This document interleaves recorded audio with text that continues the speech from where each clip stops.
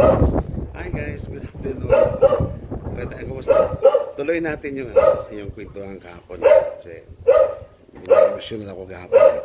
Alam mo, kakatawa doon sa Makati Sport kahapon. May lumapit sa akin yung matanda. Doktor yata yan, kabats nung birthday celebration. Tinawag ako, sabi niya, Sir, kumusta ang showbiz life ito? Sinabi ko, Sir, ako yung musician nyo ngayon. Akala ko si Dennis Padilla ka eh. Kamukha ko ba si Dennis Padilla po? Naman. Tapos, dati si Atty. Topacio, palagi akong kamukha ko daw. Totoo ba yan? Kayo na magsabi, friend. So, tuloy natin yun. Bakit napunta ko sa Manila? Ito kasi yung story yan eh. Yung nasa Davao ako, nasa Grand Regal Hotel ako play eh. Doon ako parang casino, tawag ko yung casino at saka Grand Regal. Tapos, minsan tumutugtog ko sa Insular, Marco Polo, sa After Dark dito. So ngayon, meron akong met na isang mayaman na taga Manila. Hindi ko lang muna sabihin ko, pero sabihin ko sa next na in the future kung sino yon. Talagang fans niya ako. Talagang diehard na diehard sa music ko sa Davao eh. Talagang kasi siya trader siya ng banana.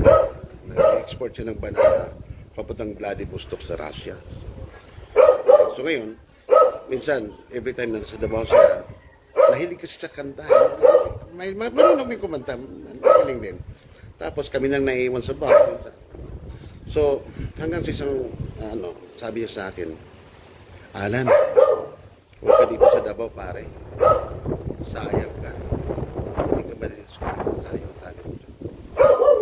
Tapos, sa tao kasi matanda. So ngayon, sabi ko, mahirap po sa Manila. Wala akong matutuluyan doon. Mahirap. Alam mo yun, probinsya tayo. Takot tayo sa Manila. No? Sabi niya, sige lang, balang araw. So one day, bigla niya ako niyaya. Sabi niya, invite kita. Tugtog ka sa sa batch namin. Batch ng 73 ng EIM. Ano may EIM? Yung Asian Institute of Management. Yun ang pinaka-premier na graduate school ng buong Pilipinas. Napakamanang ng siya dyan. So labas-pasok siya dyan. Pati ako, labas-pasok siya dyan. So ngayon, sabi ko, saan yan boss? Sa Tagaytay Highlands. Wow first time ko yung pumunta ng Manila nung panahon. Excited ako, parang, wow, Manila. Okay. So ngayon, sabi ko, boss, magbit ako ng magandang singer. Alam mo sino dinala ko? Si Jeannie Garcia. Hi, shout out Jeannie Garcia.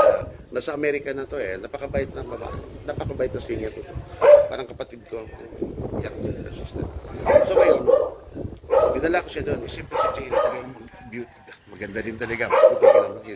Alam mo nakakatawa, nung nandun na kami sa kasi balikan lang yun. Overnight din yung Bali eh. Hoy Mari, brother, how are you? So ngayon, sabi niya, sige, sa Highlands. Pagdating namin dito, sakto sa umagang flight namin. Sinundo kami ng expedition ng service ng kaibigan ko. Expedition, ng sikat expedition ng year 2000, 2001, parang gano'n. Sikat na sikat yun, May sarili driver. Talagang balikan yun.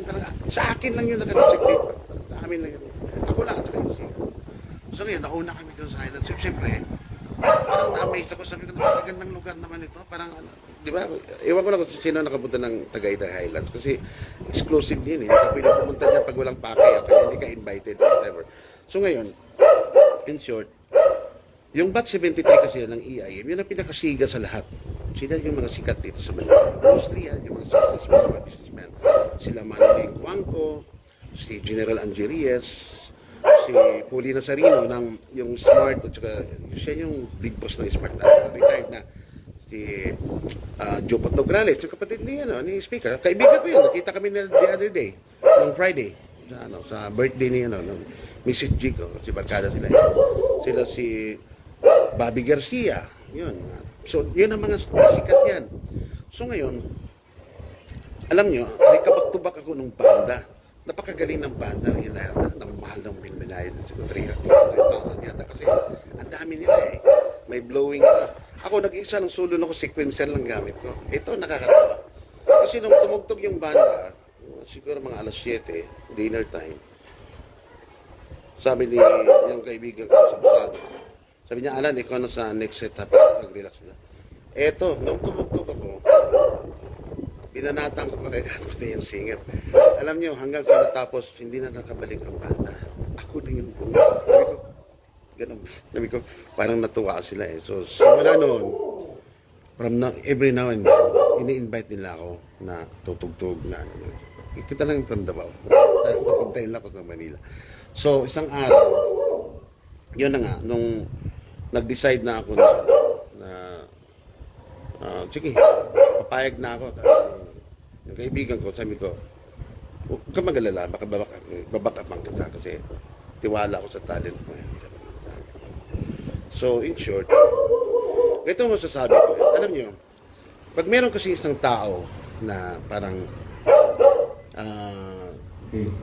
nakakaluwag sa buhay, no? At saka piling kayong tutulungan. Wag niyo talagang abusuin, lalo na sa mga kapitmusikero. Huwag kayong mag-take advantage. Huwag kayo ng kunting problema, lapit agad, mangungutang ka agad. Alam niyo, ako kahit na feeling ko nung araw, hirap ko, ang hirap mag-speak out. Kasi nahihiya ako eh. Isa pa nga, kabuluhan ko pa nga eh. Kahit wala na talaga yan. Yun na lang yung pera ko. Para ano lang. Huwag lang sabihin sa itong mamang ito, mukhang pera ito. Alam mo, dyan kasi ang sukatan minsan eh. So ngayon, pag mabait ka, ganon, mabait din ang Diyos sa'yo eh. Ako, I still believe na talaga sa tinig puso lang. So ngayon, yun, the rest, nung una kong pasok sa, yung dito na ako sa Manila, ang una kong natugtugan, yung Corix Bar, yung bar ni, yung imam, si Rico Puno. Si Rico Puno, nung una niya nakita ako, nung tumugtog ako, kinanta ko yung Me and Mrs. Jones. Nagalit sa akin. Sabi ko, tagsaan ba to? Sabi ko, tagsaan ba to? Puta pare, kinumusta. Pare, nilagyan mo ako. Sabi, pero kaibigan ko si Rico Puno. Rest in peace, pare. I respect him. Magaling ka, napakagaling na singer ni Rico Puno.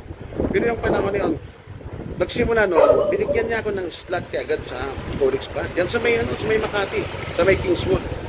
Doon na nagsimula hanggang pagpasok ko sa Pagcor, Casino. Alam niyo, minsan kasi pag binigyan ka ng pagkakataon na tinatawag natin the opportunity not once, sunggaban mo na kasi hindi na mauulit yan. Yun ang ko. So, para di mahaba, next episode na lang yung next na Patuloy mo na natin kasi magsiset up pa.